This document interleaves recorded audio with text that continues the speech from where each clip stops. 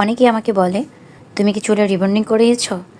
দেখো তোমার চুল কত সুন্দর ছিলকে, তুমি কোন পার্লারে গিয়েছিলে? তুমি কি তেল ব্যবহার করো না? আমি তাদেরকে বলছি, আমি রিবন্ডিংও করিনি, কোনো পার্লারেও যাইনি। আর আমি তেল দিতে ভালোবাসি, কারণ তেল না দিলে মাথায় আমার মাথা প্রচণ্ড ব্যথা করে।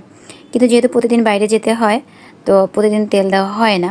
তবে আমি সপ্তাহে 2বার তেল দিই, যখন আমি শ্যাম্পু করি তার আগের দিনে।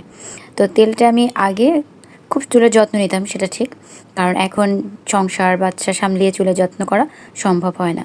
তারপরে চেষ্টা করি যখন সময় পাই এইভাবে তেলটা তৈরি করে নিতে।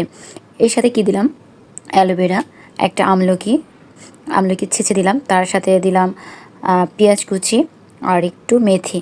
এটা দিয়ে এমনি তেল, সাধারণ তেল, আমরা প্যারাশুট ব্যবহার করি, তুমি যে যে তেল ব্যবহার করো সেটাই দিতে পারো। সেই তেলটা দিয়ে, মানে সমস্ত কিছু দিয়ে তেলটা দিয়ে ভালো করে মৃদু আঁচে অনেকক্ষণ জাল দিতে হবে। যখন সমস্ত উপকরণগুলো হালকা বাদামি কালার হয়ে আসবে, তখন তেলটা ঠান্ডা করে তারপরে দিতে হবে।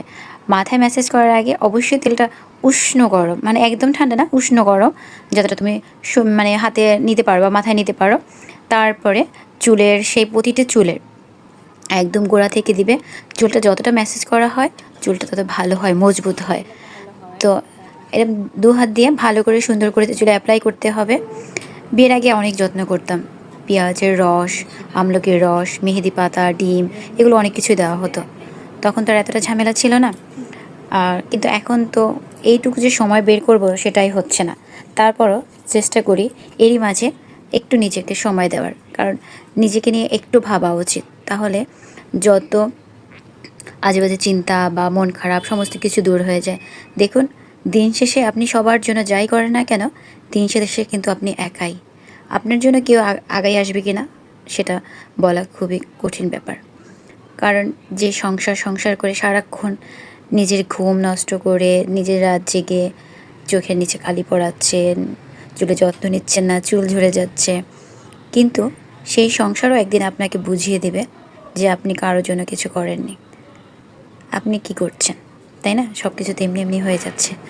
যাই হোক, আমি চুলে ভালো করে ম্যাসাজ করছি, এবং এই প্রতিটি ম্যাসাজ করার সঙ্গে সঙ্গে চুলের গোড়াটা আরও মজবুত হবে। চুল যেমন দ্রুত লম্বা হচ্ছে, তার সঙ্গে সঙ্গে দ্রুত মানে ঝরেও যাচ্ছে। যেদিনই তেল দেবো সেদিন বোঝা যায় যে কতটা চুল ঝরছে আমার। দেখুন ফ্লোরে চুল ছড়াছড়ি, এতটা চুল ঝরে কে বুঝাবে? আমি মনে হচ্ছে যেন টাকলা হয়ে যাব। তাই একটু তো যত্ন করা উচিত, কি বলুন?